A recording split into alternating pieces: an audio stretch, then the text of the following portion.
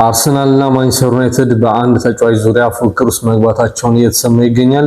አርሰናሎች የሞርጋን ሮጀርስን ጉዳይና ሌሎች አዳዲስ ተጫዋቾችን ለማስፈረም ከጫፍ እየደረሱ መሆኑን መረጃዎች ወጥቷል። እነዚህ መረጃዎች በስፋት የምንመለከታቸው ይሆናል። ቼልሲዎች አዲስ ተጫዋች ለማስፈረም ከጫፍ ደርሰዋል። የትኛው ተጫዋች እንደሆነ የምንመለከት ይሆናል።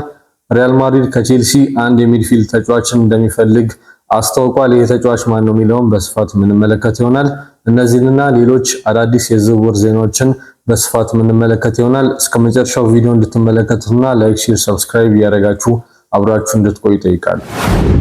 ሰላም ጤና ይስጥልኝ ውድ የቻናላችን ተከታታዮች፣ እንኳን ወደ ጌት ኒውስ ሚዲያ በሰላም መጣችሁ። በዛሬው ክፍል የምንመለከተው የተለያዩ የተጫዋቾች ዝውውሮችን በተመለከተ የእንግሊዝ ፕሪሚየር ሊግ ክለቦች ምን አይነት እንቅስቃሴ እያደረጉ መሆኑን በዚህ የክረምት የዝውውር መስኮት ላይ ሊዘዋወሩ የሚችሉ ተጫዋቾችና የተዘዋወሩ ያሉ ተጫዋቾችን በስፋት የምንመለከት ይሆናል። እስከ መጨረሻው ቪዲዮ እንድትመለከቱና ላይክ፣ ሼር፣ ሰብስክራይብ እያደረጋችሁ አብራችሁ እንድትሆኑ ጠይቃለሁ። ቼልሲዎች አዲስ ተጫዋች ለማስፈረም ከጫፍ መድረሳቸውን መረጃዎች እየወጡ ይገኛሉ። ማርኮ ፓሌስትራ የመጀመሪያው የዣቪ አሎንሶ አዲስ ተፈራሚ ይሆናል ተብሎ እየተጠበቀ ይገኛል። ይህ ተጫዋች በሴሪያው በጣሊያን ሊግ ላይ ማለት ነው የተለያዩ እንቅስቃሴዎችን በራይት ባክ በኩል ሲያደርግ እንደነበር እናስታውሳለን። ይህ ተጫዋች በኢንተር ሚላን እንደሚፈለግም ስንመለከት ነበር። በባለፉት ሳምንታቶች ኢንተር ሚላኖች እንደምናስታውሰው የራይት ባክ ቦታ ተጫዋቻቸውን ወደ ሪያል ማድሪድ ማዘዋወራቸውን ይታወቃል። ይህን ተጫዋች መሸጣቸውን ተከትሎ የእሱን ምትክ የዴምፍሪስ ምትክ ማለት ነው ሊሆንላቸው እንደሚችልም ሲነገር ቆይቷል። ነገር ግን ቼልሲዎች በ24 ሰዓት ውስጥ ይህንን ተጫዋች ወደ ክለባቸው ለማዘዋወር ከጫፍ መድረሳቸውን መረጃዎች እየወጡ ይገኛሉ። ይህ ተጫዋች ማርኮ ፓሌስትራ የቼልሲዎች የመጀመሪያ የክረምት ፈራሚ ይሆናል ተብሎ ይጠበቅ ይገኛል። የሜዲካል ምርመራውንም ለማጠናቀቅ ወደ ስታንፎርድ ብሪጅ በ24 ሰዓት ውስጥ ይበራል ተብሎ ይጠበቅ ይገኛል። ይህ ተጫዋች በፐርሰናል ጉዳዮች ላይ ከቼልሲዎች ጋር ስምምነት ላይ እንደሚደርስም በግልጽ እያሳየ ይገኛል። ምክንያቱም ከክለቡ ትልቅነት አንጻር ቼልሲ ትልቁ የእንግሊዝ ፕሪሚየር ሊግ ክለብ እንደሆነ ይታወቃል። ያንን ተከትሎ ቼልሲዎች ይህን ተጫዋች ለማስፈረም የተለያዩ ጥቅማ ጥቅሞችን በኮንትራቱ ላይ አስረውለታል ማለት ነው። ተጫዋቹም በዚህ ኮንትራት ደስተኛ መሆኑንና ወደ ትልቁ ሊግ ወደ እንግሊዝ ፕሪሚየር ሊግ የመምጣቱን ፍላጎት እንዳለው ተናግሯል ማለት ነው። ስለዚህ የሕክምና ምርመራውን በ24 ሰዓት ውስጥ አጠናቆ አዲሱ የቼልሲ ተጫዋች ይሆናል ተብሎ ይጠበቅ ይገኛል። የዚህን ተጫዋች የመጨረሻ ሁኔታዎች በሚመጡት ቀናቶች የምንመለከት ይሆናል። ከቼልሲ ጋር በተያያዘ የቀድሞ አሰልጣኝ የሆኑት ማሬስካ በማንቸስተር ሲቲ ቤት ዋና አሰልጣኝ መሆናቸው ይታወቃል። ኢንዞ ማሬስካ የማሎ ጉስቶ አድናቂ መሆናቸው ይታወቃል። በቼልሲ በነበሩበት ጊዜም ማሎ ጉስቶን የማስፈረም ቻንስ እንደነበራቸውና ማሎ ጉስቶ እንዳስፈረሙ እናስታውሳለን። ኢንዞ ማሬስካ ማሎ ጉስቶን ወደ ማንቸስተር ሲቲ ለማዘዋወር እየሞከሩ እንደሆነ መረጃዎች ሊወጡ ይገኛሉ።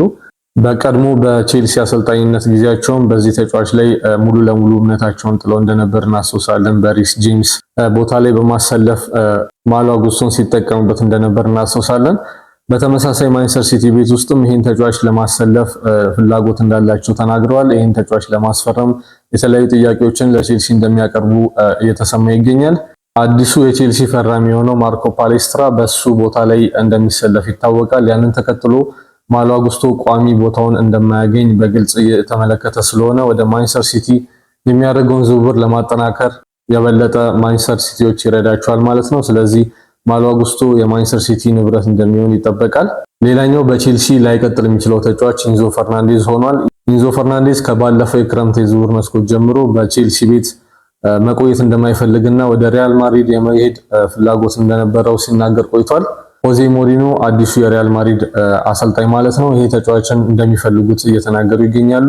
ሆዜ ሞሪኖ በሚድፊልድ ቦታ ላይ ያለባቸውን ክፍተት ለማጠናከር የቹዋሚኒን እና የካማቪንጋን ጉዳይ ወደ ዝውውሩ ጫፍ እያደረሱት ይገኛሉ። ኢንዞ ፈርናንዴዝን በእነሱ ምትክ ሴንትራል ዲፌንሲቭ ሚድፊልደሩን ቦታ ለማጠናከር እየሞከሩ ይገኛሉ ማለት ነው። ኢንዞ ፈርናንዴዝ ሌላኛው የሪያል ማድሪድ ፈራሚ ይሆናል ተብሎ ይጠበቃል።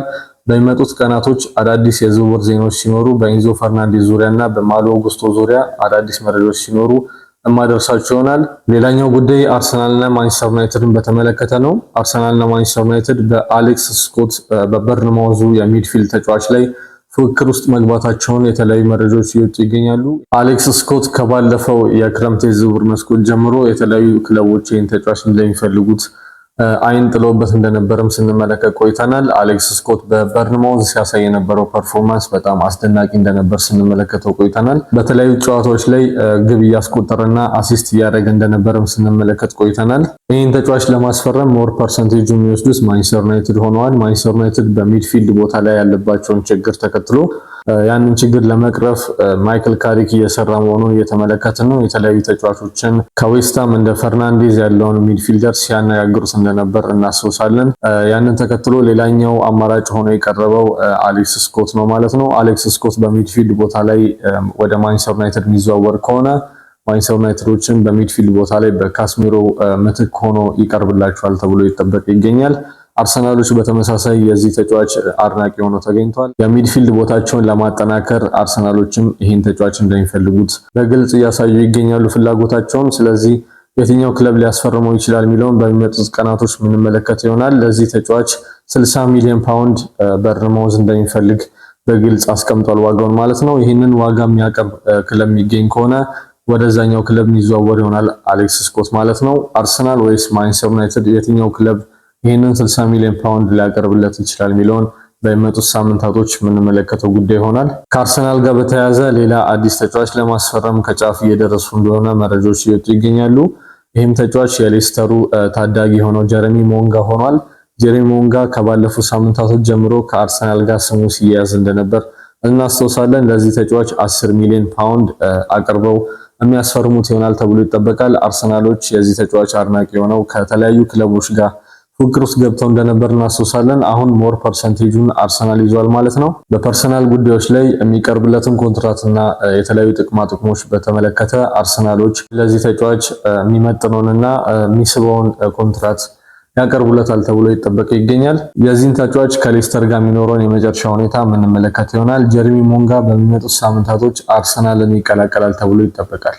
ሌላኛው ወደ አርሰናል ለመዘዋወር ከጫፍ የደረሰው ተጫዋች ሞርጋን ሮጀርስ መሆኑ መረጃዎች እየወጡ ይገኛሉ። ሚኬል አርቴታ የሞርጋን ሮጀርስ አድናቂ መሆኑን እየተናገረ ይገኛል። ከባለፈው የክረምት የዝውውር መስኮት ጀምሮ ሞርጋን ሮጀርስ በማንቸስተር ዩናይትድ እና በአርሰናል ስሙ ሲያያዝ እንደነበር እናስታውሳለን። አስቶን ቪላዎች ይህን ተጫዋች በጣም እንደሚፈልጉትና የኡናይ ኤምሬ ቋሚ ተጫዋቾችና ቁልፍ ተጫዋቾች ከሚባሉት ውስጥ ሞርጋን ሮጀርስ የመጀመሪያው ቀዳሚ ተጫዋች እንደሆነ ይታወቃል። ይህን ተጫዋች ለማቆየት የተቻላቸውን ሁሉ እያደረጉ እንደነበር በባለፉት ሳምንታቶች ስንመለከት ቆይተናል። ነገር ግን አርሰናል ገፍተው መምጣታቸውና የተለያዩ ጥቅማጥቅሞችን ለሞርጋን ሮጀርስ በፐርሰናል ተርም ላይ ማቅረባቸውን ተከትሎ ይህ ተጫዋች ወደ አርሰናል ብቻ ትኩረቱን እንዲያደርግ አድርጎታል ማለት ነው። ሞርጋን ሮጀርስ ወደ አርሰናል የሚዘዋወር ከሆነ በግራ ክንፍ ቦታ ላይ እንደ አማራጭ የሚጫወት ይሆናል ተብሎ ይጠበቃል። በተጨማሪም ደግሞ በአጥቂ መስመር ቦታ ላይ የሚጫወት ተጫዋች እንደሆነ እናስታውሳለን። በአስቶን ቪላ በ10 ቁጥር ቦታ ላይ ሲጫወት እናስታውሳለን። ስለዚህ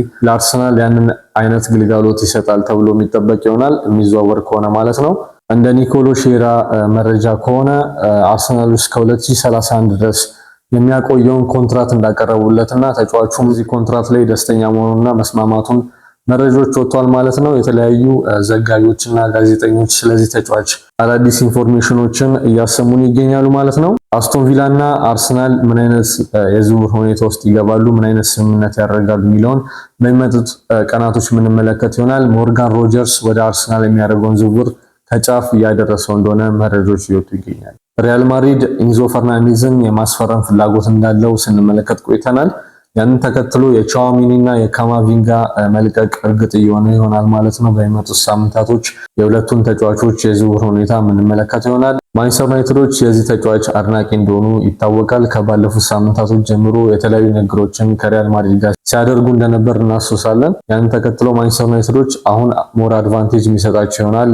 የኢንዞ ፈርናንዴዝ ወደ ሪያል ማድሪድ የመዘዋወር ሁኔታ እርግጥ የሚሆን ከሆነ ቻዋሚኒን ወይም ካማቪንጋን ወደ ማንቸስተር ዩናይትድ የማዘዋወር ቻንስ ይኖራቸዋል ማለት ነው። ማንቸስተር ዩናይትዶች በሚድፊልድ ቦታ ላይ ያለባቸውን ችግር ይቀርፋሉ ማለት ነው። በዚህ ሁኔታ ቻዋሚኒ የማንቸስተር ዩናይትድ ፈራሚ ሊሆን ይችላል ማለት ነው። በመጡት ሳምንታቶች አዳዲስ ንግግሮችን የሚያደርጉ ይሆናል ተብሎ ይጠበቃል። ከሚድፊልድ ቦታቸው ጋር በተያያዘ ሌላ ተጫዋች ከባለፉት ሳምንታቶች ጀምሮ ከማቲያስ ፈርናንዴዝ ጋር ከዌስትሃም ተጫዋች ጋር ማለት ነው የተለያዩ ነገሮችን ሲያደርጉ እንደነበር እናስታውሳለን። ማንቸስተር ዩናይትዶች ከዚህ ተጫዋች ጋር በግል ሁኔታዎች ወይም በፐርሰናል ተርም ላይ ስምምነት ላይ እንደደረሱ እናስታውሳለን ባለፈው ሳምንት። አሁን ከዌስትሃም ጋር ያለውን ንግግር የሚያጠናቅቁ ይሆናል ተብሎ ይጠበቃል። ዌስትሃሞች ከማንቸስተር ዩናይትድ 85 ሚሊዮን ፓውንድ ለዚህ ተጫዋች ይቀርባል ብለው እየጠበቁ ይገኛሉ ማለት ነው። ስለዚህ ማንቸስተር ዩናይትዶች ለዚህ ተጫዋች 85 ሚሊዮን ፓውንድ ማቅረብ የሚችሉ ከሆነ ተጫዋቹን ወደ ማንቸስተር ዩናይትድ የማዞር ሁኔታ ውስጥ ይገባሉ ማለት ነው። የመጨረሻ ስቴጅ ላይ እየደረሱ እንደሆነ መረጃዎች ይወጡ ይገኛሉ። ስለዚህ የማቲያስ ፈርናንዴዝን ጉዳይ በሚመጡት ቀናቶች ከማንቸስተር ዩናይትድ ጋር ምን አይነት ሁኔታ ላይ መድረሱን የምንመለከት ይሆናል። ዝውውሩ ሲጠናቀቅ አብረን የምንመለከት ይሆናል ማለት ነው። ስለዚህ አርሰናል፣ ማንቸስተር ዩናይትድ፣ ቼልሲን የመሳሰሉ ክለቦች አዳዲስ ተጫዋቾችን እያስፈረሙ እንደሆነ በዚህ የክረምት የዝውውር መስኮት እየተመለከትን እንገኛለን። የትኞቹ ተጫዋቾች የትኛውን የእንግሊዝ ፕሪሚየር ሊግ ክለቦች ይቀላቀላሉ የሚለውን በስፋት በሚመጡት ሳምንታቶችና ቀናቶች የምንመለከት ይሆናል ማለት ነው።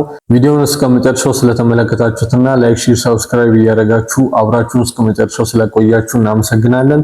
በሌሎች አዳዲስ መረጃዎች ድጋሚ የምንገናኝ ይሆናል። እስከዛው ሰላም ነው።